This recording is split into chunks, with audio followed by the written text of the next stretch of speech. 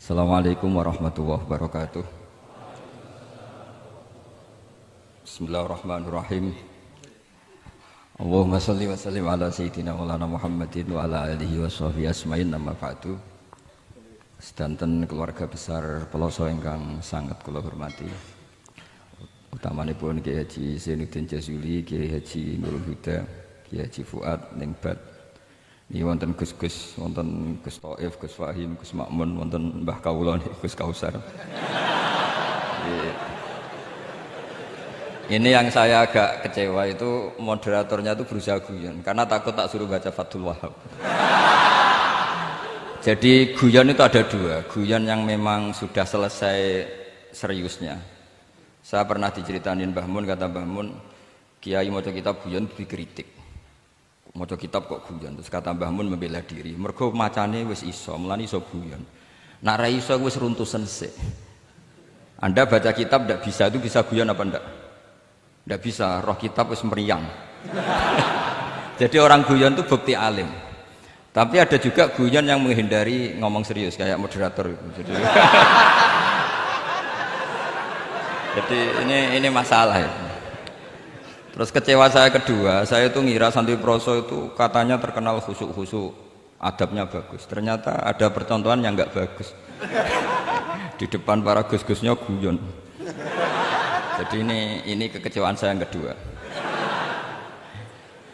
Nanti saya lebih kecewa lagi, ternyata yang khataman Fathul Wahab itu tidak paham Fathul Wahab. Itu lebih kecewa, tak bawa sampai mati itu nanti. Itu kecewa itu tak. Nah begini sebagaimana makalah yang saya bikin, karena tadi moderator sudah guyon, saya berusaha ngendikan serius. Karena memang fikih itu harus dikaji secara serius, meskipun dengan pikiran yang ceria, yang riang. Saya itu di Jogja itu lama sekali dan tetap sebagai rujukan. Karena saya spesialis sering ngendikan fikih. Saya dulu musyawarah ya seperti urutan di Peloso, mulai takrib, mu'in, tapi di sana langsung mahalli. Karena Fathul Wahab gak diajarkan di sawir, di musyawarah. Tapi saya pernah ngaji Mbah Mun Fathul Wahab. Dan beliau sering berpesan, nak kanggo masyarakat ojo wahab repot, nganggo mahalli saja. Mahalli itu kan Zurrohibin itu yang mensarai minhajud thalibin. Ini bukti bahwa saya ini alim betul, bukan guyon dari tidak alim itu. Jadi ini bedanya saya dengan moderator. Nanti kalau nggak percaya diuji di sini di depan.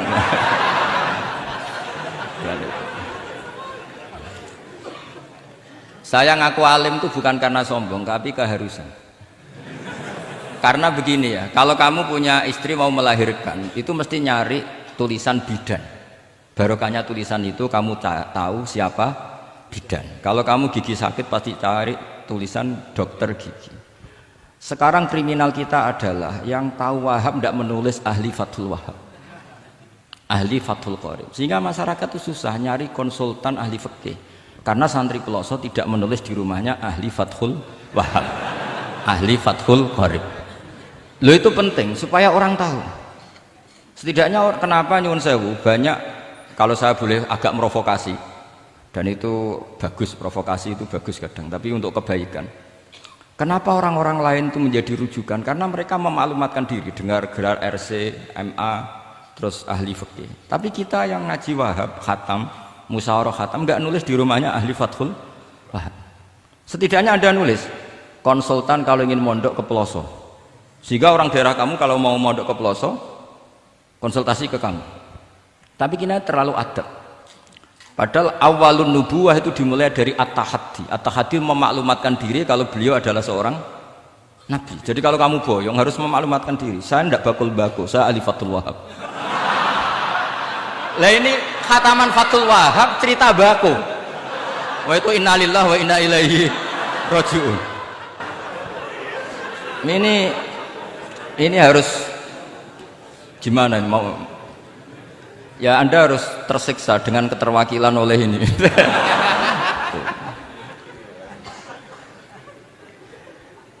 Saya ini baca kitab banyak sekali, termasuk kitab Ithaf. Ketika beliau mensarai Ihya, itu cerita kitab yang saya baca fil fikhi itu dihitung mulai mazhab Syafi'i sampai Hanafi semuanya. Saya baca kitab tasawuf ini. Jadi memaklumatkan diri. Awal dari nubuah itu memaklumatkan diri. Sehingga orang gampang nyari. Kalau orang bisa nyari bidan, nyari dokter gigi karena tulisan. Kenapa orang kesulitan nyari ahli Fathul Qorib? Kalau kamu ahli konflik tulis saja, konsultan spesial cerai karena pengalaman pernah cerai, tulis saja. Kalau ahli jomblo tulis saja, ahli perjodohan. Supaya orang tahu keahlian kamu di mana.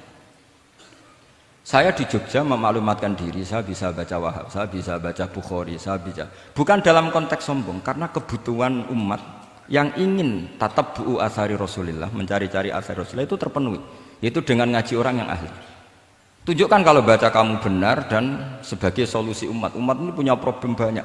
Dan kamu mengajar dengan manhaj yang jadi solusi, yang jadi solutif, yang bisa jadi jalan keluar. Tapi kita enggak. Santri itu banyak keluar dari pondok, tapi karena miskin, sudah dari mbahnya bapaknya memang sudah miskin ya. Terus atas nama humul, atas nama ikhlas, terus sering menyembunyikan diri. Menyembunyikan diri, pura-pura ada alim, yang sebetulnya ada alim juga kadang itu. Akhirnya terus orang sampai nggak tahu kalau itu alumni pondok.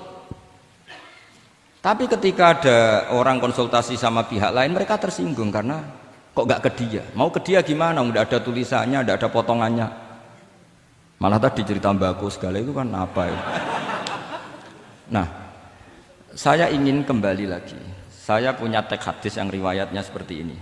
Meskipun hadis itu misalnya dhaif, banyak aditnya, banyak penguatnya. Idza zuharatil bid'ah wal fitan. Sebagian ada tambahan wasubba ashabi. Fal yudhiril alim ilmahu. Orang alim harus menampakkan kealimannya.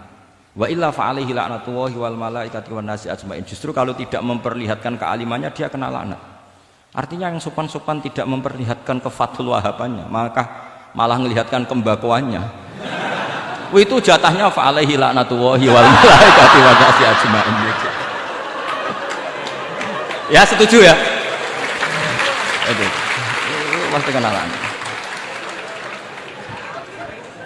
Coba betapa tersiksanya Syekh Zakaria Al-An. Tadi itu mulai ngomong tuh nggak pernah menyebut Syekh Zakaria Al-Ansori. Kayak apa tersiksa? Kitabku dikaji nyebut jenengku era gelem. Padahal Syekh Zakaria Al-Ansori syarat menjadi orang alim seperti dari sekian tarjamah, istilahnya dalam bahasa Arab terbaru itu tarjamah itu Syekhul Islam Syekh Zakaria Al-Ansori. Itu saya pilih yang dari kitab Manhajus Sawi karanya Habib Zain bin Smith.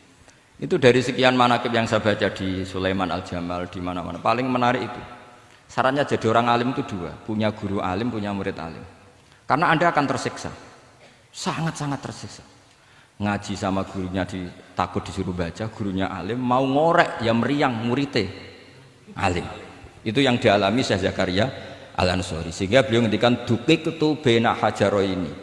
Saya ini ditempa dua batu, cara Jawa digebek dua batu. Mau ngaji ya takut karena gurunya alim alamah yaitu pengarang Fathul Bari Ibnu Hajar Al-Asqalani. Mau mulang ya meriang mergo dia murid alim alamah jenis Ibnu Hajar Al-Haythami. Dadi aku sampai ngaji ya persiapan, sampai mulang ya persiapan.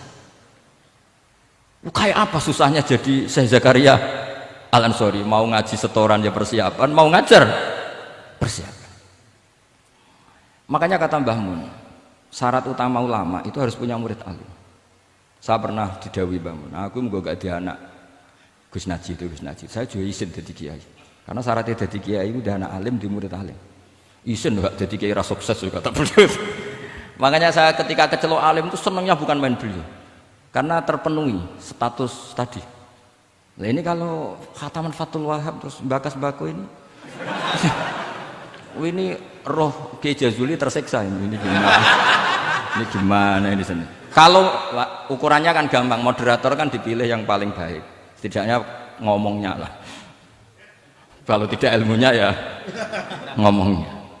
Terus Anda terwakili oleh orang yang enggak jelas. Enggak, saya gojlok ini enggak dosa, karena kalau betul saya ini dosa karena ngerasani orang, berarti jadi kafarah dosanya dia. Soal saya kan amalnya sudah banyak, aman lah. Aman, jadi nanti. Jadi kalau jatah hasanah saya harus diminta dia, tak kasih aja. Gampang. Masih surplus banyak. Ya masih surplus, masih banyak. Kan orang itu kalau baca Quran satu huruf itu dapat 10 kebaikan. Saya ini hafal Quran, sudah agak terhitung itu sudah. Itu untuk kamu tak saati satu huruf cukup nanti kalau kalau nanti nuntut di akhirat itu tak kasih satu huruf itu cukup. Jadi, ya nggak apa-apa, nanti silahkan nuntut nanti di apa akhirat. Tapi kamu lebih saya tuntut. Kamu itu siapa kok nyuruh saya di sini itu? Dosanya lebih besar lagi itu. Saya teruskan ya, saya cerita yang serius. Syarat jadi orang alim itu punya guru alim, punya murid alim. Karena sebagian dari ilmu itu bukan ditempa guru tapi ditempa murid.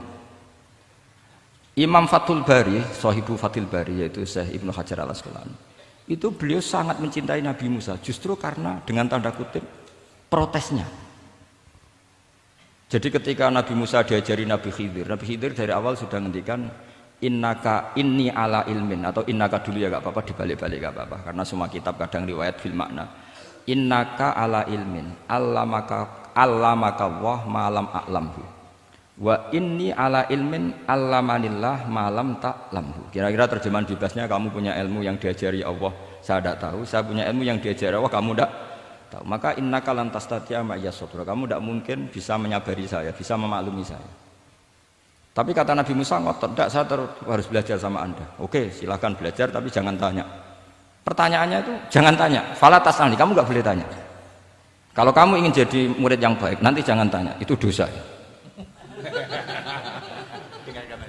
Ya dengarkan saja. Nah, tapi Nabi Musa tetap tanya. Ketika ada kejanggalan secara syariah, Nabi Musa tetap tanya. Dan itu oleh kitab-kitab tasawuf dianggap dengan tanda kutip kesalahannya Nabi Musa. Meskipun mibabi hasanatil abrar sayyatul muqarrabin. Tapi di kitab fikih itu dipuji sundul langit. Protesnya Nabi Musa. Jadi di kitab tasawuf disalahkan karena kitab tasawuf pemuja tadi ketertaatan pada guru. Kitab fikih enggak. Ini bukti adallud dalil bahwa Musa itu orang pilihannya Allah. Dia tidak sabar, beliau tidak sabar kalau melihat kemungkaran. Jadi gugatannya Nabi Musa dianggap apa suratu ghiratihi fillah atau suratu ghairatihi fillah. Ada yang baca ghairah, ada yang baca ghirah. Ini karena ngadepi santri Fathul Wahab, saya terpaksa baca 2 kali. Siji ben ketok alime, nomor loro nek kowe ra iso tak warai nak maca. Karena dalam kiro asap ya mesti gitu, kalau nggak doikin jadikin. Karena yang satu cara berpikir masdar itu aslul mustaqot, maka nggak perlu kena harokat munasabah. Jadi saro yasiru sairon, tidak perlu siron. Faza yafuzu fauzan, tidak perlu fuzan karena master aslu mustaqot, jadi tidak perlu kompromi dengan harokatul munasabah. Tapi orang Arab tetap bilang dikul maisha, apa tetap bilang dikul maisha. Tapi qiraah kita fala takufi doiqin, bukan pakai apa dikin ya, makanya kemungkinannya 2. Saya baca 2 kali ben ketok alime, karena saya ini menghormati sampean. Mosok ngundang wong ra alim kan sini-sini wong.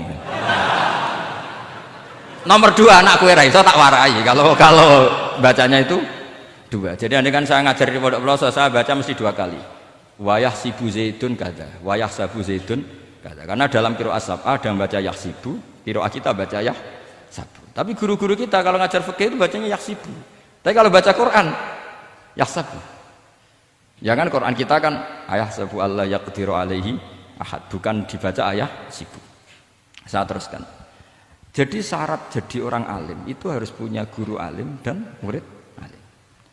Imam Fathul Bari ketika menganalisis Nabi Musa itu beliau memuja Nabi Musa. Ini bukti ghirahnya Nabi Musa yang luar biasa. Beliau paling tersinggung kalau untuhikat hurumatullah. Orang sudah ditolong kok gak matur nuwun malah merusak perahunya. Jadi itu secara syariat itu mungkar. Kalau mungkar ya harus diprotes. Artinya itu sifatu madkhin, protesnya Nabi Musa itu sifatu madkhin, bukan sifatu dhammin. Itu Ibnu Hajar Al-Asqalani, gurunya Syekh Zakaria Ansari.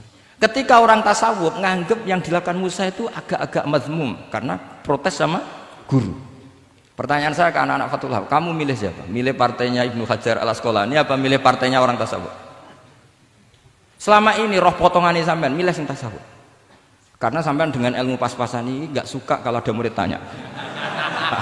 Mboten ngaku mawon. Tapi karena tadi logika syariatnya kata Ibnu Hajar Al-Asqalani, Musa itu kalimullah termasuk ulul azmi, sementara Khidir hanya seorang nabi. Apa yang dilakukan Musa tentu lebih keren karena beliau seorang nabi dan rasul. Jadi jangan kira terus di situ merupakan mangkobah, satu derajat yang luar biasa bagi Nabi Khidir mengalahkan Musa, itu enggak. Tapi ini juga mangkobah bagi Musa, betapa tidak sabarnya beliau ketika untuhikat furumatu. Dan itu Ibnu Hajar Al-Asqalani dalam bingkai itu. Jadi beliau itu sangat ringan sekali.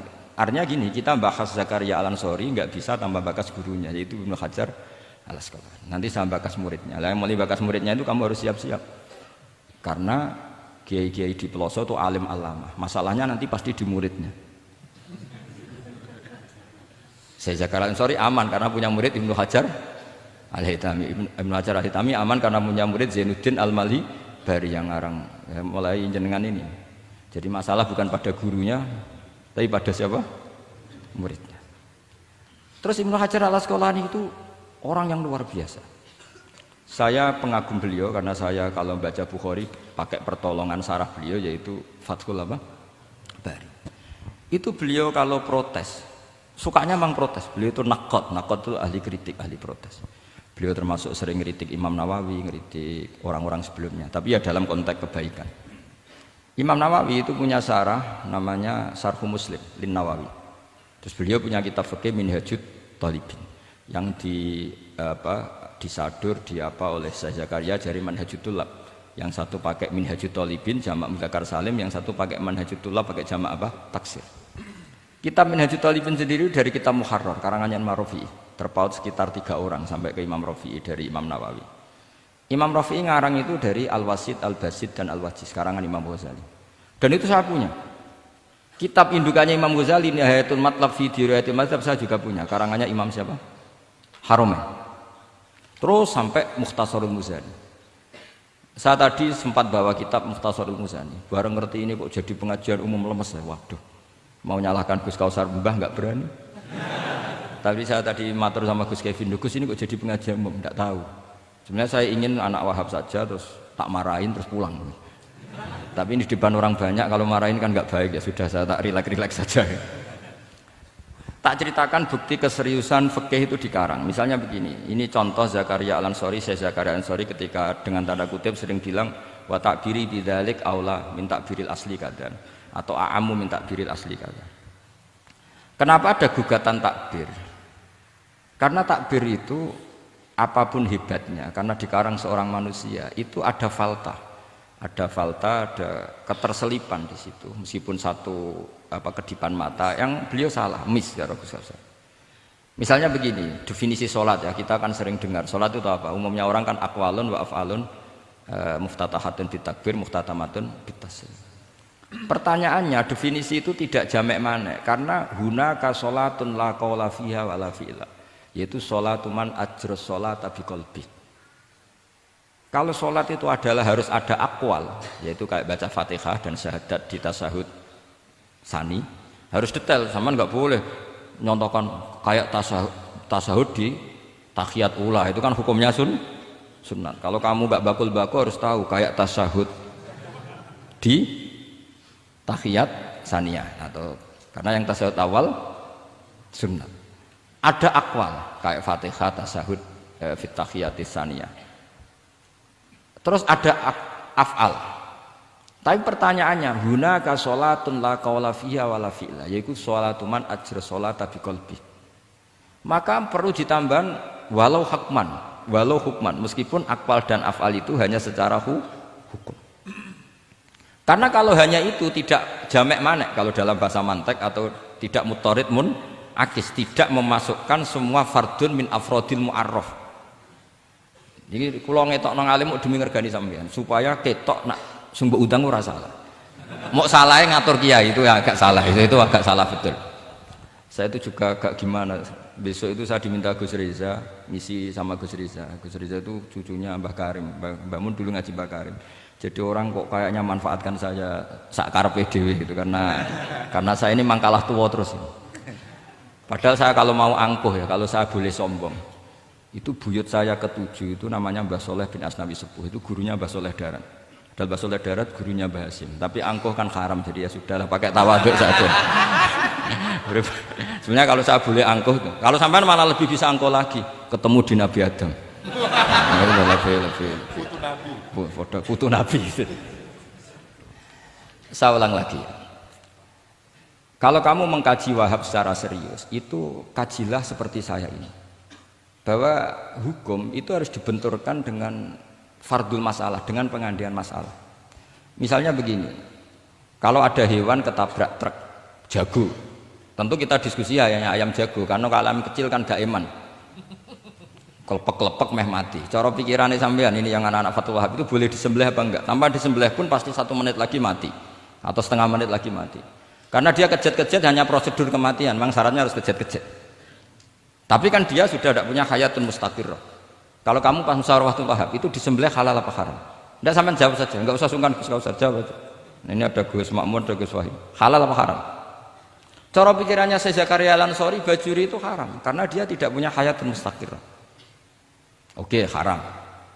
Karena yang dikatakan penyembelian adalah menghilangkan nyawa karena penyembelian, sementara ini tanpa disembelih sudah mati. Tapi pertanyaannya gini, tapi nanti kalau disisir dari bab tabdzir, masa kewan jago larang mubadzir?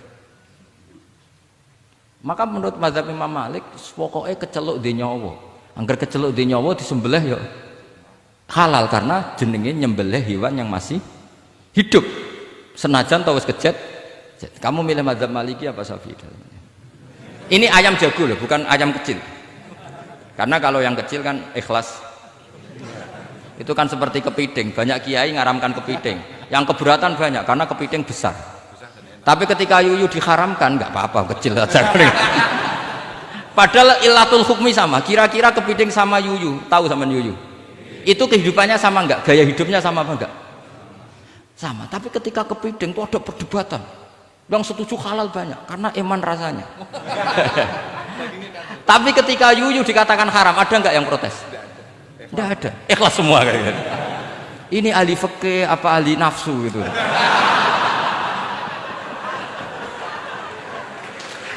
Jadi apa debat itu akhirnya nggak mutu kan? Coba kehidupannya kepiting sama yuyu itu sama apa enggak? Sama. Kenapa kepiting mukhtalaf alaih kalau yang yuyu hampir semua kiai meyakini haram? Kenapa? Sama. Saya itu pernah betul ngalamin, saya mau pas jalan-jalan sama putri saya, ada ayam jago ditabrak truk gitu. Sudah kejet-kejet, tanya orangnya, Gus ini halal enggak? Saya bilang untuk kamu halal. Lama-lama orangnya penasaran, kok untuk kamu, untuk hukum kok ada untuk kamu, untuk... Hanya tanya, gak Gus mestine iku piye? Kon tak haramno ya ora siap, wong kon iman nggih Gus bener. Ya misale cara jenengan. Aku kiai kurang pegawean tapi ya mangan pitik kejet-kejet aku. Tapi ini logika ya, logika yang dibangun fikih. Fikih itu kalau bangun kaidahnya gampang. Fikih itu gampang sekali karena sesuai fitrah manusia. Misalnya fikih itu kadang saya baca itu ya tertawa. Coba orang wajib mandi karena keluar mani. Ya sudah keluar mani wajib mandi. Sebetulnya keluar anak itu tidak ada hadisnya, nggak ada dalilnya. Tapi wajib mandi orang nifas itu karena mengeluarkan anak. Itu orang-orang fikih yang masih asli itu kalau bilang ya li anal walada maniun munakidun. Ya kadang-kadang sembrono. Ya enteng saja. Mbah jenengan tak nonton tenan kok ngendikane gitu. Li anal walada maniyun munakidun. Jadi sampean itu ya maniyun munakidun. Jadi khurujul mani itu ya punya far'ul hukmi yaitu khurujul walad. Sama-sama yujibul ghusla. Karena sama-sama apa?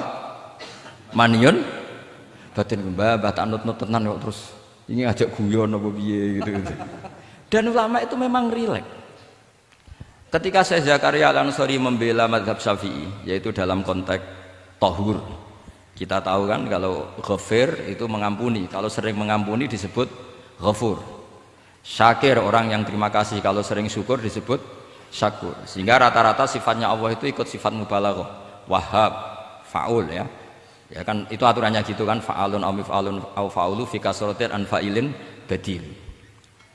Nah logikanya kalau wa anzalna minas sama ima'an tahura, artinya kalau nak maknani gini, wa anzalna lan nurono ingsun Allah minas sama isange langit nurono ma'an ing banyu tahuron kang iso nyucikno bolak-balik. Karena faul adalah untuk lil kasroh atau lil mubah, harusnya nggak ada mustakmal. Maka saya sering kadang balelo, enggak ada mustamalan karena wazannya faulan, tohuron. Tapi Imam Zakaria Al-Ansori, saya Zakaria Al-Ansori bela-bela madzhab Syafi'i, kata beliau, ya'ti faul bima'nal alat, kayak sahur 5 yutas saharubi. Tapi ya agak-agak takalluf. Agak-agak apa? Termasuk takallufnya lagi, saya Zakaria Al-Ansori, atau faul bima'na takrir atau mubalaghah fi udwin wahid. Di sini biasanya baca udwin apa udwin, tidak tahu saya, pokoknya bacanya 2 kali enggak apa-apa. Umumnya apa? Udwin ya. Ya sudahlah, ikut partai sampean saja. Saya ini agak grogi, saya pakai madzhab peloso harus ikut guru apa madzhab sarang yang enggak harus ikut tapi akhirnya salah, tidak tahu saya, karena kata Mbah Mun gitu kalau membela diri. Nak ngaji ning peloso Lirboyo murid kudu maknani. Ya apik ben murid roh makna. Tapi nak sarang gak oleh dimaknani. Kesarang ketika dinyek al ilmu sayyidun wal kitabatu qaiduhu qayyid apa suyudaka fil hibalil wasiqa, kata beliau iya tapi nak naline kakean ya mati padha. Itu karena itu jadi itu guyonan ya, guyonan manhaj. Ini sudah saya sama ini koalisi yang baik. Karena saya punya madzhab sarang, sama punya madzhab peloso, harus sama-sama konsisten dengan madzhab masing. Nanti di mahsyar nanti kita ketemu. Siapa yang ahli Fathul Wahab, siapa yang ahli Bako.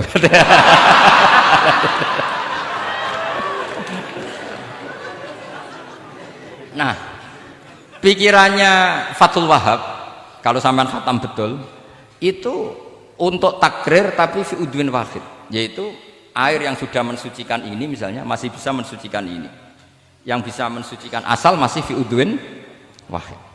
Ya sudah, di situ saja takrirnya atau mubalaghahnya di situ, bukan ke anggota yang lain. Oke, itu meskipun agak, tapi Imam Malik dan semua ulama hampir mengatakan tohur itu ya tetap di kasrotil istimal, artinya ya sudah bisa takrirut tathir. Tapi yang bilang tathir digugat lagi, digugatnya gini, tohur itu mubalaghah dari tohir, bukan dari mutohir. Ini kalau sampean fasul masail, sampean nggak pernah tahu fasul masail sedetail ini, nanti diulang lagi khatamannya. Tohur itu bukan mubalaghah dari tohir, tapi dari mutohir. Padahal bahasan kita tentang tathir, bukan tentang tuhur. Sampean mikir toh?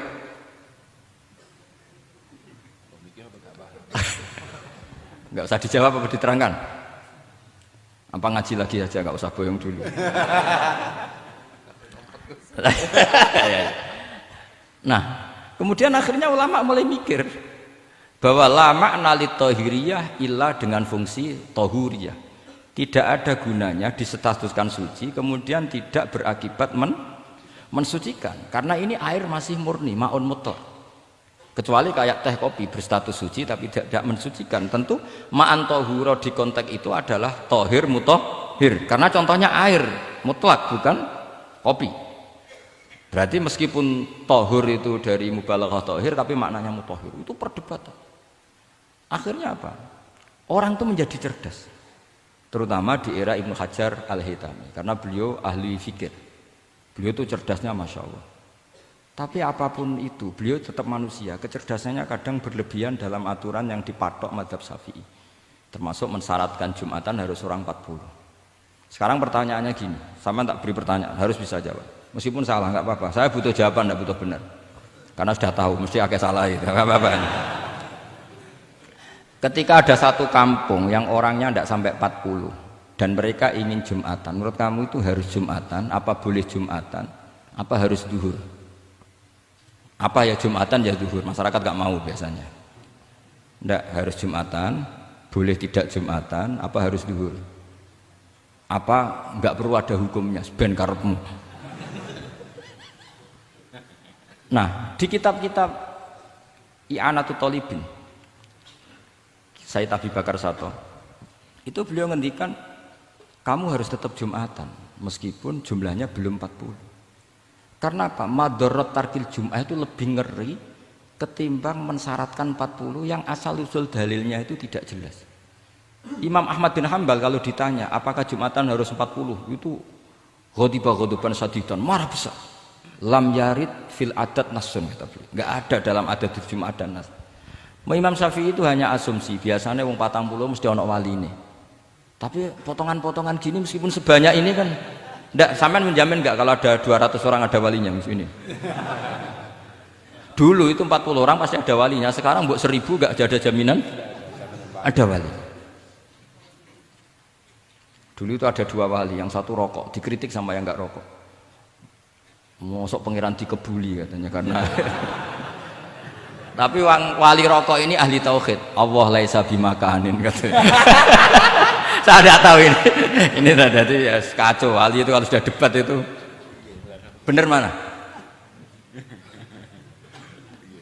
Yang satu goslo, wali kok rokokan, pangeran kok dikebuli. Yang satu bilang apa? Allah laisa bimakanin. Terus saya teruskan.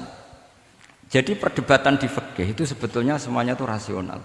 Karena fikih dibangun di bawah qaidatul fikih, qawaidul fikih dan usul fikih. Dan semuanya itu muktabas atau multamas atau makhud min Rasulillah sallallahu alaihi wasallam. Sekarang saya beri satu analogi. Pernah ada satu kejadian Rasulullah sallallahu alaihi wasallam menghentikan la yusalliyanna ahadukum illa fi Bani Quraidah. Kamu jangan sholat asar kecuali sampai Bani Quraidah. Kira-kira saya ngomong sama santri, kamu jangan sholat asar kecuali sampai Lirboyo. Sebelum sampai Lirboyo ternyata kadati samsu antaghruba, matahari hampir tenggelam. Fariqun minhum, sebagian dari sahabat milih sholat di tengah perjalanan meskipun itu belum sampai Lirboyo. Alasannya musaro'ah fil waktu supaya tidak kodok. Yang sebagian milih sholat di Lirboyo meskipun ba'da antaghruba samsu, meskipun matahari sudah tenggelam. Ketika dilaporkan ke Rasulullah itu falam ya'nif, ada yang baca falam yu'annif wahidan, tak baca 2 kali karena ini nanti bisa jadi debat kusir. Sama bacanya ya'nif apa yu'annif enggak tahu, pokoknya saya baca 2 kali. Kalau baca sampai 3 kali yang 3 salah karena memang pilihannya hanya 2. Kalau ada pilihannya 3 tak baca sampai 3 kali. Nabi tidak menyalahkan salah satunya. Yang satu pakai konstitusi yang namanya asar itu ya qabla antaghrubas samsu. Yang satu cara berpikir Nabi jelas mansus harus di Bani Quraidah. Sekarang pertanyaannya, kaidah umum tentang, saya ulang lagi, kaidah umum tentang asar itu qabla ghurubis samsi dilawan nas harus di Bani Quraidah, menang mana? Nas sama kaidah umum. Kira-kira kalau kamu ngaji usul fikih, menang nas. Tapi pertanyaannya, nas itu butuh mahal. Tentu boleh seperti itu. Asumsinya Nabi adalah jangan-jangan sampai sana memang belum ghurubus samsi. Maka makna yang mesti benar adalah aisari'u fil masyi. Kamu harus tergesa-gesa jalannya sehingga potensi menangi asar di Bani Quraidah. Jadi unik. Terus itu difahami pentingnya musaroah fil iktida. Jadi kalau anut Kanjeng Nabi harus musaroah. Nah, musaroah ini pula yang menjadi basis fikih. Makanya ulama dulu kalau ngarang fikih itu gampang sekali. Kalau orang tidak paham aja nggak bakat wali. Bila fikih itu gampang sekali. Bagi yang gampang maksudnya, hamba tidak usah itu. Misalnya begini, Fathul Mu'in, Fathul Hab semuanya ngendikan wa yusannu nasyatun di sholatin. Jadi wa yusannu lan den sunatno apa nasyatun gumregah, semangat di sholatin krana ngadiri sholat. Fa inna wa ta'ala zamma tarikihi, sama sih ingat takbirnya. Zamma itu ngritik sapa wa utawa modho sapa tarikihi, pakai jamak mudzakkar salim. Tarikihi ing wong sing ninggal nasyat. Terus beliau mendalil qala ta'ala wa idza qamu ila sholati qamu kusala. Ciri khas orang munafik itu kalau sholat itu malas-malasan. Maka saya itu sering bilang ke santri saya, pokoknya nak jamaah kudu ono melayuni, entah berapa kadarnya harus ada melayuni. Guling-gilingan musaroah. Karena di semua teks kebaikan adalah fafirru ilallah. Lari, ada unsur larinya, ada unsur musaroahnya. Nah, lalu lama-lama mengatakan makna hadis ini yang mesti adalah pentingnya musaroah. Enggak perlu berdebat tentang boleh enggak sholat qabla usul ning Quraidah atau tidak. Tapi harus, karena begini, yang mesti salah begini, ternyata kayak melakukan santai-santai ngopi sik, rokok sik, jagungan sik. Nabi kira-kira bisa maklumi enggak ketika cara jalannya seperti itu kemudian matahari terbenam. Karena ini yang pasti salah. Paham ya? Karena enggak sampainya sana karena salahnya sendiri, ngopi sik santai. Lah itu namanya fikih. Jadi fikih itu dari analisis yang normal. Makanya saya sering sekarang akhir-akhir ini sering kampanye kitab Sajaratul Ma'arif. Dan itu saya serius dengan kampanye itu karena dikarang oleh Sultanul Ulama. Jadi kalau di wali ada Sultanul Aulia, di ulama juga ada Sultanul Ulama, yaitu Syekh Izzuddin bin Abdis Itu kalau ngarang fikih itu gampang sekali. Saya punya kitab beliau Qawaidul Ahkam. Beliau ketika cerita kenapa harus ada sholat dihormatil waktu, beliau rangkanya enak sekali. Kalau santri sarang, Lirboyo atau Peloso atau santri mana saja, biasanya kalau pergi ke terminal, yang dulu terminal itu kan nggak layak, apalagi ya dulu nggak layak, pokoknya kalau pipis itu pasti kena najis lah celana. Santri kan biasanya milih sholat nanti di pondok, milih terawih lah, milih terawih kan duhur asar. Saya tidak tahu kalau Gusnya, tapi kira-kira ya agak-agak sama kira-kira gitu. Alasannya santri yo nakal, meninggalkan sholat fil waktu itu karena alimnya. Kan sholat dihormati wajib iadah, ngapain daripada wajib iadah mendingan tidak usah sholat. Jadi ilmu itu tuh bermata dua. Rata-rata yang sudah tahu wajib iadah milih sholat apa milih ndak? Ndak, potongan-potongan rai gini tuh. Ndak, kira-kira aja. Milih ndak kan? Karena tahu wajib iadah. Tapi nanti setelah sampean alim dan bakat jadi wali dan sampean belajar kitab Qawaidul Ahkam, itu pasti milih sholat. Saya semenjak belajar kitab itu ya milih sholat. Tapi tidak usah dimafhum, apa dulu tidak sholat, tidak usah seperti itu. Itu mafhum yang salah itu. Yang berbasis suudzon. Jadi mafhum seperti itu salah, ya masalah itu. Suudzon itu masalah.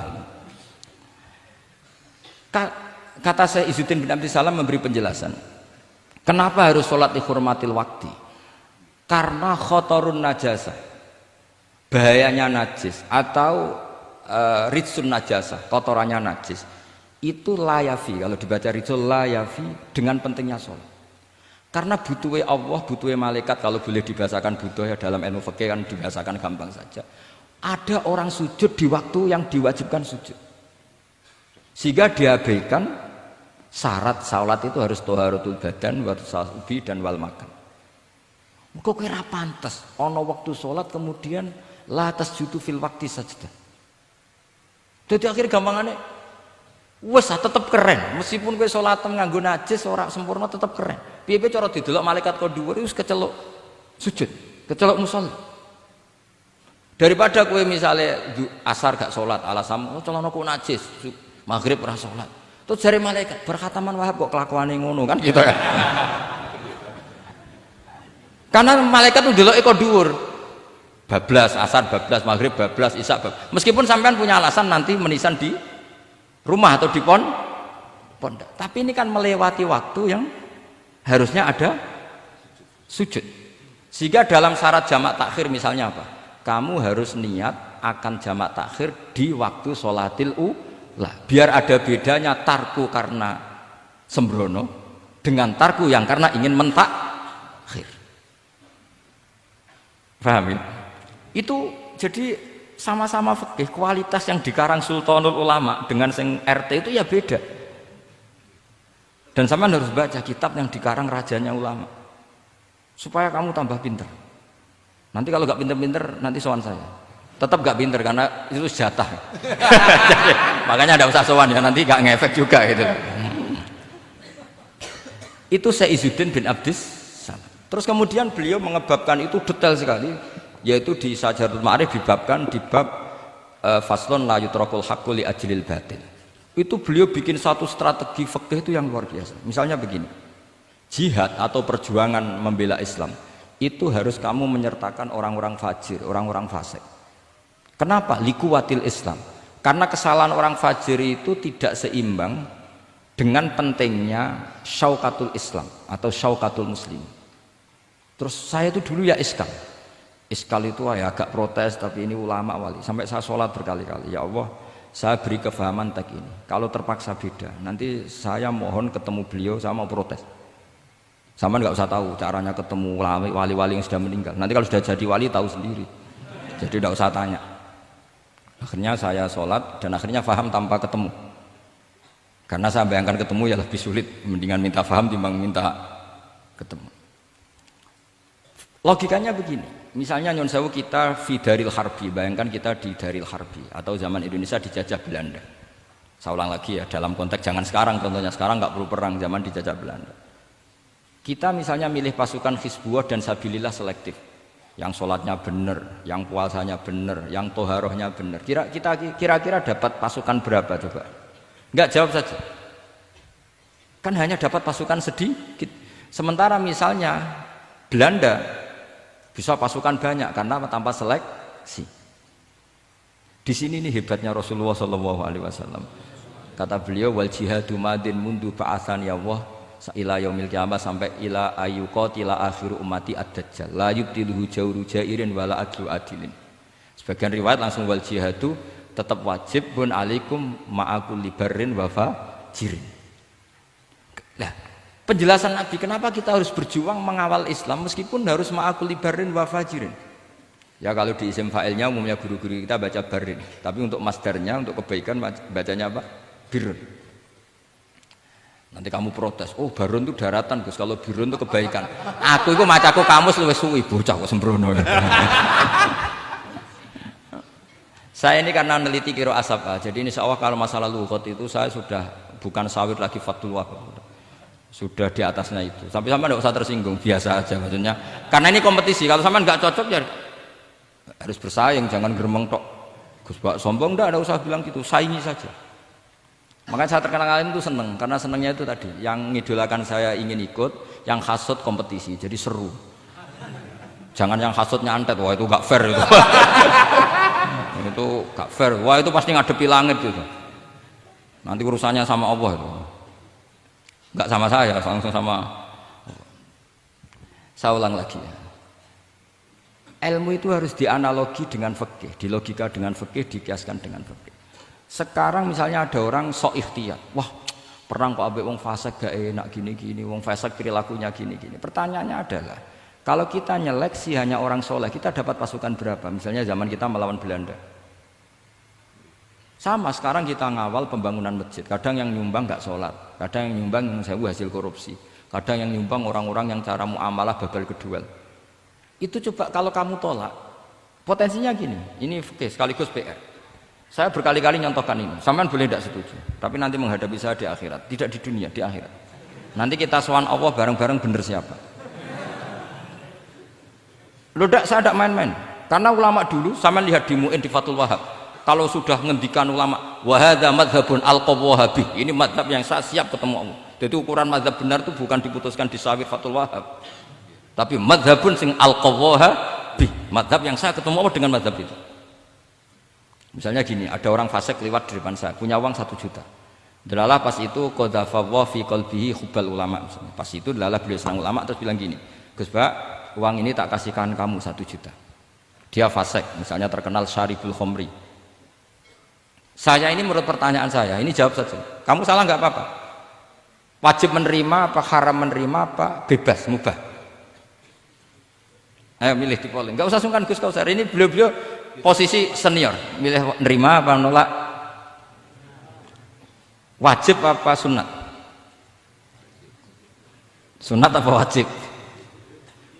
Nah logika harus terbangun begini, kalau kamu terima maka akan dicibir. Malum di Fathul Wahab tiga duit uang saya kok gelem, bolak-balik nak duit gelem aja. Itu juga masalah kan, kiai latihan jatuh kan, artinya posisinya tidak mantep-mantep amat. Udah kadang keramat itu. Sama jangan niru saya, aman udah itu. Bayangkan sampean yang latihan nyai itu. Tapi pertanyaannya kalau sampean tolak, terus ista'ana bihadhihi darahim lil maksiyah. Ah tak kena kiai ra gelem, tak kena demenanku. Dan hari itu andaikan dia tidak punya uang 1 juta, dia tidak bisa kedemenannya. Gara-gara sampean tolak, dia punya alat untuk maksiat lagi. Kalau seperti ini jadi haram apa wajib? Loh, berarti sampean harus gak jawab anut aku. Artinya sampean jawab kan terprovokasi saya kan? Terprovokasi narasi. Terprovokasi narasi. Itu kriminal untuk calon ulama gitu itu nggak boleh. Nah, logika ghanimah kira-kira seperti itu. Ghanimah itu normalnya haram. Normalnya haram karena ghanimah itu min amwalil kufar. Dan notabene amwalul kufar adalah bukan sekedar mukhtalithah, aksaruha mungkin minal haram. Tapi kenapa ghanimah dihalalkan di hadil ummah? Makanya Nabi ketika ngendikan uqtitu khamsan lam yu'tahunna nabiyyun qabli, termasuk beliau menyebut wa ukhillat li al-ghanaim, termasuk saya 5 hal yang Nabi sebelumnya enggak dikasih, saya dikasih. Di antara beliau nyebut wa ukhillat li al-ghanaim, ghanimah itu halal untuk umatku. Itu kan kenapa Nabi menyebut itu? Karena normalnya ghanimah itu haram karena min amwalil kufar. Tapi kenapa dihalalkan? Saya pernah ditanya seorang dosen, kenapa itu halal Gus? Saya itu kok nggak nyaman. Karena ini jenis orang ikhtiyat. Terus saya bilang gini, andai kan kamu digarong sama garong, kemudian garong itu bawa senpi, bawa pedang. Karena kamu merasa itu tidak milik kamu, monggo gadane jenengan betul malih. Wah ya tidak bisa Gus, nanti dipakai garong lagi sama amwalul kuffar. Andai kan lau a'tainahum, andai kan kita kasihkan lagi ke mereka, maka akan dipakai isti'anah, dipakai pertolongan atau alat untuk kekuatan kekafiran mereka. Di sini sirinya kenapa ghanimah menjadi halal. Tapi kenapa Nabi sebelumnya kok dikatakan haram? Karena logikanya memang haram. Itu hebatnya Allah SWT sama para kekasihnya. Ada kekasihnya yang dipilihkan haram, yaitu Nabiun qabla Rasulullah SAW, karena normalnya memang haram. Ada Nabi yang fikihnya lebih dinaikkan lagi, yaitu dihalalkan supaya harta ini tidak dipakai i'anah alal maksi.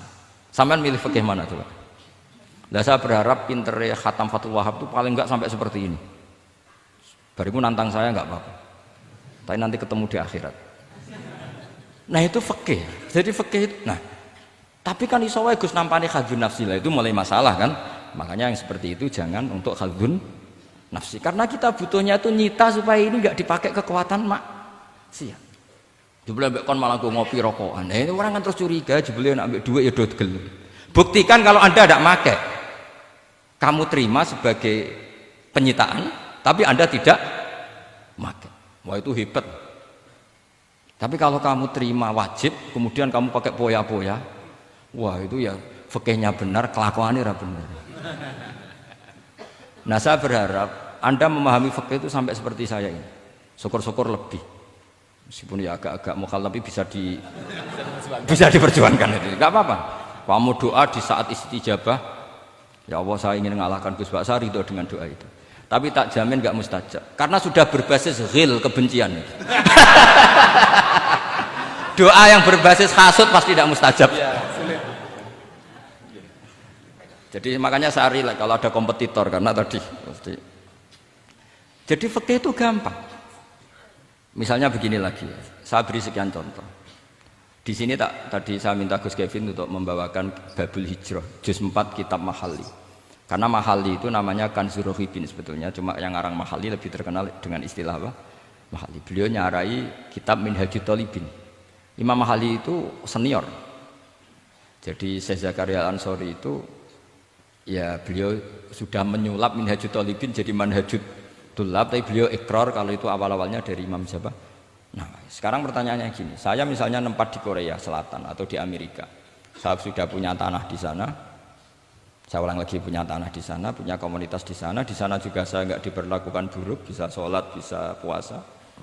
Hukumnya saya pindah ke Indonesia atau ke Mekah atau kemana saja, hukumnya haram apa boleh? Saya tidak mendapat perlakuan yang macam-macam. Kalau saya disakiti dan dipaksa menjadi kafir, maka wajib hijrah. Kalau nggak ada pemaksaan itu, kira-kira hukumnya gimana? Ada ulama yang mengatakan hukumnya haram hijrah, harumatil hijrah. Karena apa? Li alla yastauliya bitil kalbuqah atau tikal buqah al kufaru. Karena sebetulnya kamu tidak dianggap sekedar pindah ke Indonesia, tapi membiarkan tanah yang dulu kamu pakai sujud, tanah yang dulu kamu pakai sholat, tanah yang sudah menjadi komunitas muslim menjadi komunitas kafir. Berarti dianggap pembiaran. Itu fikih. Jadi fikih itu logikanya sebetulnya normal. Maka seperti ini, saya masih ingat betul pernah didhawuhi Mbah Mun ketika di Madinah.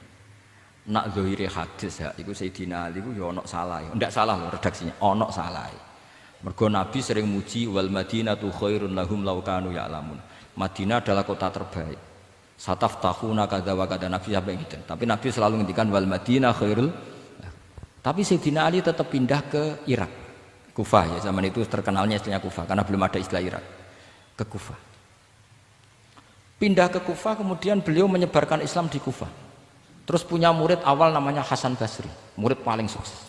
Itu orang-orang Basrah, bukan orang Temanggung, orang Basrah. Itu orang Basrah. Semua riwayat mengatakan itu orang apa? Basrah, jelas bagul-bagul. Bukan. Itu sangat jauh dari. Nah, karena Hasan Basri murid paling sukses ini pindah ke Basrah, maka ilmu setelah itu Basrah. Sehingga idzahtalafatil Kufah wal Basrah quddimatil Basrah. Akhirnya menyebar sampai Baghdad, jadi kubbatul Islam. Orang bisa dikatakan alim kalau sudah dikatakan alim di Baghdad. Termasuk Imam Syafi'i itu ngajinya di Baghdad. Padahal beliau lahirnya di Gaza. Huzah itu kalau sekarang itu apa? Gaza. Askolan itu juga Palestina. Nah, dawe Mbah Mun. Tapi Sayyidina Ali ku wong alim. Saiki nak wong Islam tengok-tengok ning Madinah berarti membiarkan bumi Allah di sana-sana itu tanpa ada Islam. Akhirnya Sayyidina Ali tidak mengikuti dohire hadis. Tentu Nabi Sayyidina Ali pasti ngikuti hadis, tapi hadis wal Madinatu khairul lahum law kanu ya'lamun itu ada konteksnya. Keluar dari Madinah linasril ilmi itu juga ada konteksnya. Sehingga kenapa dulu ketika futuhat, saya ulang lagi ketika futuhat, itu banyak sahabat yang sudah di Madinah mapan, ketika Mekah sudah takluk 100% sama Sayyidina Umar ditawari, halla raja'tum ila Makkah tatufuna bil baiti kada wa kada wa fadliyatus salat fil haram ka alfi salatin fi itu dipuji-puji. Mbok yo pindah ke Mekah, Mekah sekarang sudah milik kita, salat di Mekah itu ka alfi salatin kada wa kada. Tapi kata para sahabat yang sudah di mana-mana di Persia, itu kalau sekarang Iran, di Lebanon, di Syam kalau dulu, kata beliau-beliau itu paling banter kalau saya di Mekah ibadahnya tawaf. Tapi kalau di negara-negara ini adalah nasrul Islam. Wa nasrul Islam itu da'bul ambiya. Bihada ursilatir rusul. Karena nasrul Islam itu para rasul diutus. Akhirnya mereka terus hidup di mana-mana. Termasuk muridnya Sayyidina Ali, menurut sebagian cerita terus pindah ke Baros. Ya. Kemana? Baros. Jadi Islam pertama di Indonesia itu muridnya Sayyidina Ali yang di Sumatera itu. Nah, pertanyaannya adalah, kalau kamu punya murid atau anak pamit mau kuliah di Jerman atau di Australia, kamu milih melarang apa menyuruh? Kalau melarang, kalau menyuruh takut katut perilaku barat. Kalau melarang berarti kamu membiarkan Jerman tanpa ada yang sujud. Padahal semua bumi diciptakan Allah, ju'ilat lanal ardu kulluha masjidan. Lah itu fikih. Fikih akan berdebat untuk hal-hal seperti itu. Ini saya beri contoh. Ini masih ada waktu 10 menit. Ya, jangan lama-lama nanti malah bingung. Yang bingung tidak sampean, saya juga ikut bingung nanti kalau kelamaan. Tidak supaya ini logika ini apa? Logika fikih ya, fikih yang sedap ini tadi sudah halaman 227 ya. Ini tidak supaya sampean tahu, karena saya pernah belajar detail ya, tentang Mahali sama Qalyubi. Ini kalau di kitab ini halaman 227 ya, tentang juz 4 ya, halaman 227 juz berapa? 4. Saya beri contoh ya, ini supaya clear ya masalah posisi kita. Jadi misalnya sama orang Indonesia pindah ke negara lain, terus Indonesia kemudian ditempati orang-orang yang nggak benar, berarti kamu ikut tanggung jawab. Saya baca Bismillahirrahmanirrahim.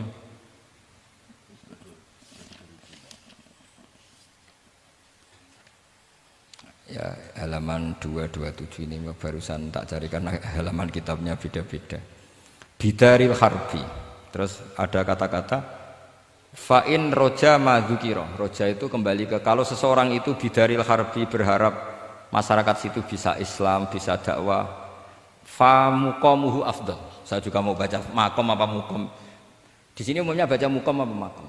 Mukom ya, karena dari mati akoma yukimu ikomatan, berarti kan mukim. Kalau mukim ya resikonya harus dibaca mukom. Tapi kalau ada yang baca makom ya jangan dimarahin, kasihan. Bakul bakowe bukan bener itu. Fa'in roja madzukiro famuqamuhu afdalu. Au qadara alal i'tizali harumatil hijratu. Umumnya di sini baca harumat atau hurimat? Ya boleh dua, boleh harumat, boleh hurimat. Kalau itu masih li alla yastauliyal kufaru ala mahallihi fayasbahu darul kufri. Jadi artinya gini, misalnya saya di Jogja misalnya, atau di Jakarta atau di Batam, di situ atau di Papua, di situ kamu merantau di sana sudah bisa menciptakan komunitas Islam. Kemudian kamu pindah, itu bukan dianggap pindah secara mubah karena kangen keluarga, enggak, tapi ada masalah.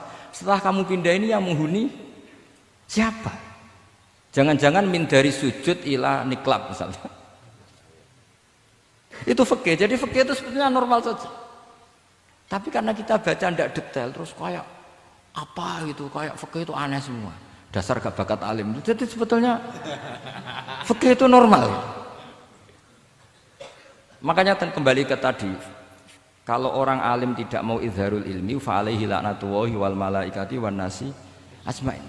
Misalnya saya ini terkenal membawa Islam yang mudah, yang menyenangkan. Orang itu sampai maksiat itu cari kesenangan. Orang sampai maksiat itu karena cari kesenangan. Tapi kalau kesenangan itu tidak didapatkan fit taat, karena taat dikampanyakan secara agak teroris. Kamu sholat tidak mesti diterima, karena baju kamu nggak mesti semuanya halal, sujud kamu nggak mesti diteror, sehingga orang yang sholat sholat ya mesti ditompo, mendingan nggak sholat. Kita ini kan mikir seperti itu. Coba nyun sewu, kalau orang-orang Kristiani, kalau kampanye gimana? Setiap orang mati bersama bapak di surga. Sementara kita sudah kiai mati masih didoakan ingkana musinan. Itu murid kita loh. Itu kan gak sopan sekali. Murid dongakno gurune ingkana musinan. Gurune kok muksinane ditaklek ingkana musinan.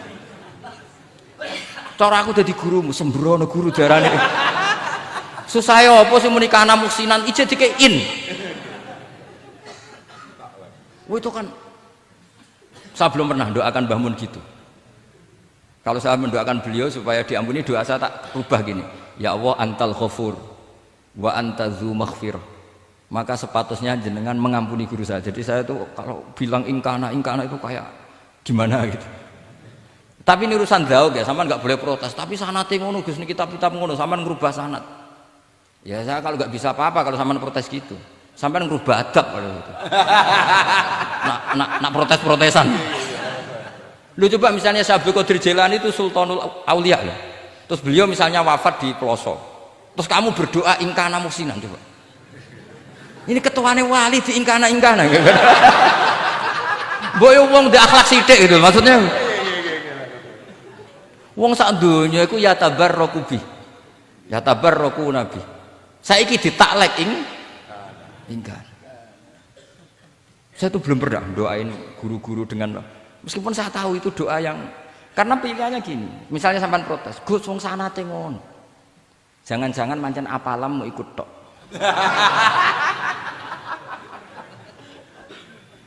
Lo Imam Syafi'i itu kalau doain mayit, ini sekaligus ijazah tapi haram ditiru.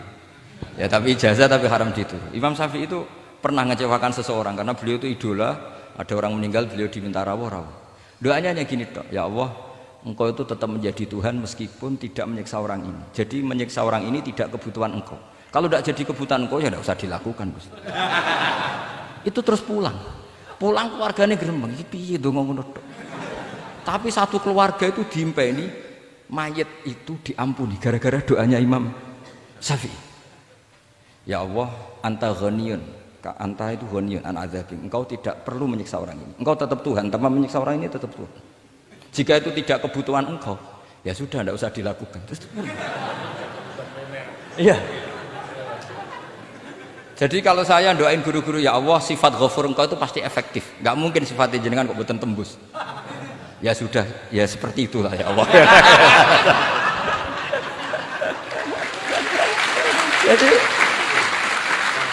Jadi itu urusan daug, sampean nggak boleh protes. Gus kok ngawur istihad, itu bukan ngawur, saya ini orang waras. Punya rasa takzim sama guru sama para wali. Sementara kamu yang berdasar sanad tadi, jangan-jangan menghafalan kamu hanya itu. Ayo milih mana? Saya bukan bikin ajaran baru, ndak, ini cerita rasa. Cerita apa? Rasa. Dan itu di hadis-hadis gitu, Nabi itu kalau manja sama Allah gitu, kalau ada orang salah terus kemudian diazab, kata Nabi, anta akram min ayu adzibahu marrotain. Ini di dunia sudah pernah engkau beri sanksi ya Allah, anta akram min ayu adzibahu marrotain. Tapi kalau belum disiksa kemudian dia aman-aman saja di dunia, engkau itu akram, engkau sudah mulia, gak pantas sudah menyelamatkan di dunia, kemudian jenengan dendam di akhirat masih jadi masih nyiksa lagi. Itu Nabi itu kalau sedang manja dengan Allah itu akhirnya ya baik semua gitu. Lah saya jenis ulama yang partai itu. Partai itu lah kira-kira seperti itu. Jadi gampang. Ya, jadi ini relax saja ini, monggo nih tadi sesuai janji saya hanya 10 menit dari sekarang.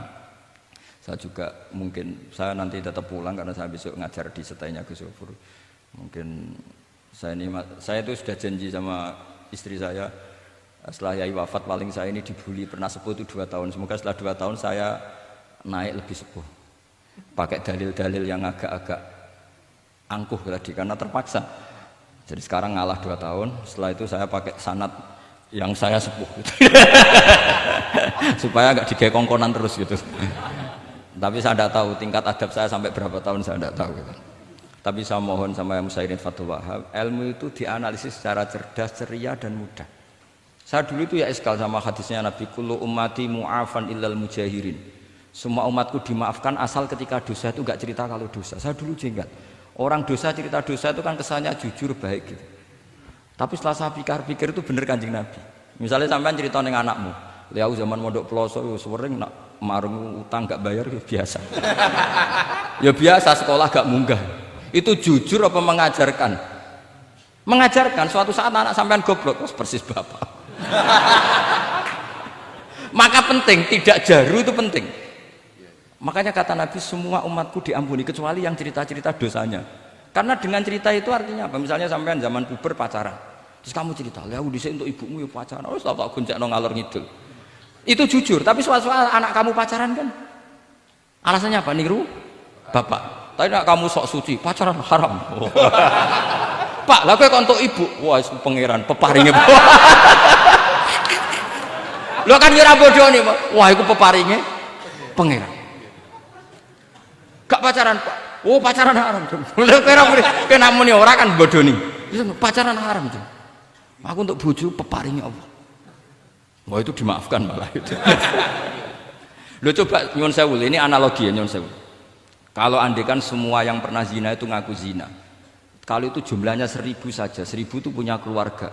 Satu orang minimal punya keluarga 10. Akan dipakai justifikasi kalau suatu saat zina berdasar pernah Pak D-nya atau Pak L-nya. Iya enggak?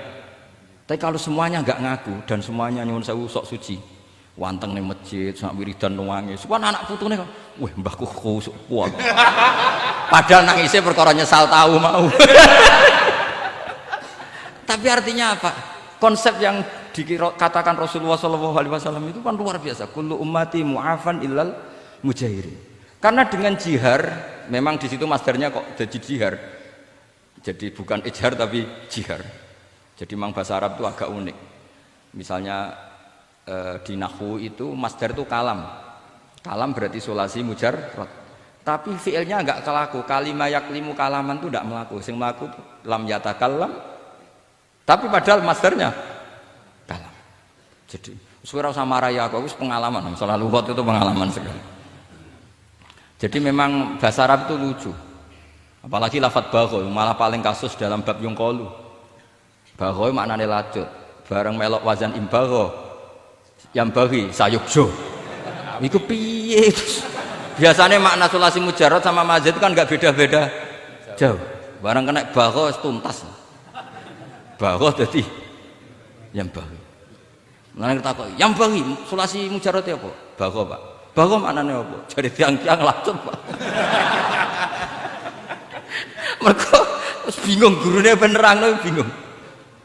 Daripada bingung jare tiang-tiang maknane lacut. Kayak laisa ku fi'il mandi, mudhari endi? Ora ono mudhari. Mandi kok ora ono mudhari? Ya mandi wae ora usah mudhari. Terus repot bahasa Arab wis repot. Kene ora melok dibahas mau apa coba? Ya sudah takdir ngono ae sudah.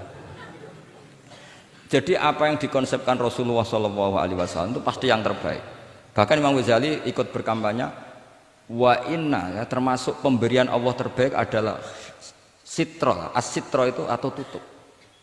Jadi hifdzul qaba'ih, menjaga supaya keburukan kita tidak kelihatan itu termasuk kebaikan. Bukan dianggap tidak jujur karena tadi kalau semua keburukan kita tampakkan maka akan menjadi masif. Misalnya kamu cerita, misalnya insya Allah lah kita yakin semuanya kita insya Allah diselamatkan dari zina. Misalnya cerita dosa yang kecil-kecil saja. Misalnya ini pondok utang rambayar atau rokokan, gak jamaah. Terus kamu ceritakan anak kamu, itu bukan jujur, mesti sebagai alat. Jadi cara anak kamu, wah disanggup, cocok. Suatu saat aku goblok kayak bapak. Aku dhisik sekolah cung sering ra munggah. Anakmu mondok wis tenang, santai. Nek ra munggah dalile tapi nak kowe cerita, mondok meniti pelosok. Pirang tahun, Pak? 10 tahun. Kepengin ngit mayai, kepengin mondok susu ben barokah. Munggah terus, Pak, munggah. Maksudnya ora munggah kelas, munggah apa wae pokoke. Wis tenang. Karena itu bahaya, makanya kullu ummati mu'afan. Ma'is ketika ngaku zina itu Nabi itu enggak menolak sampai 4 kali. Ma'is yang memaksa Nabi supaya beliau melakukan rajam, eksekusi. Semua ketika meminta saran sama sahabat, halla satarta bidzalik, kamu tidak usah cerita. Karena tadi logikanya kalau ada Ma'is ya, jangan-jangan yang lain juga ya, itu kan menimbulkan macam-macam. Itu hebatnya Islam, malah kita diajarkan awamastur aurati wa amin rawati. Kayak apa baiknya Islam? Tapi kita sekarang karena tidak baca hadis, lalu ada gerakan jujur. Mari semua meresapi dosa masing-masing. Kamu pernah ini istighfar terus nangis. Jebule gerakan ngono iku ya nyun sewu ya ono duwike kan yo repot. Ndak usah seperti itu. Ikuti hadis Rasulullah sallallahu alaihi wasallam bahwa termasuk nikmatnya Allah taala itu adalah tertutupi semua kesalahan-kesalahan kita. Dan itu barokah bagi hadaddin karena kesalahan tidak muncul. Loh itu sudah untung, agama sudah untung. Ketika kesalahan tidak munculnya agama sudah ikut diuntungkan. Coba kalau semua yang maksiat itu kelihatan, kan seakan-akan hadil ardu mamlu'ah bil ma'ah masih. Tapi ketika maksiat itu sembunyi-sembunyi, kemudian sing syiar itu azan, pengajian, kan bagus. Sama nggak boleh protes, tapi itu kan tidak jujur.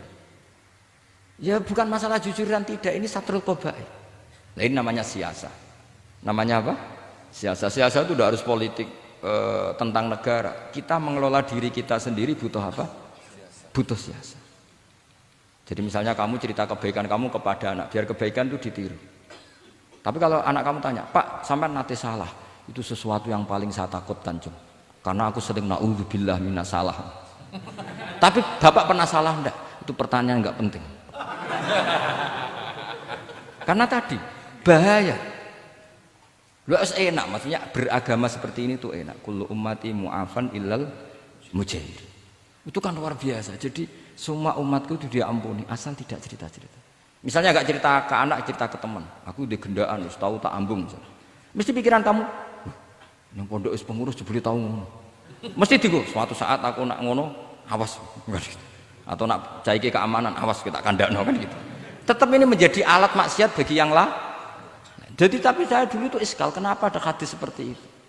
Tapi setelah saya analisis, memang kalau ijtihar atau ijhar itu efek negatifnya luar biasa. Dan kita harus iktidak bi Rasulillah sallallahu alaihi wasallam. Ya tentu idealnya yora maksiat, yora konangan maksiat. Memang karena tidak pernah itu ideal.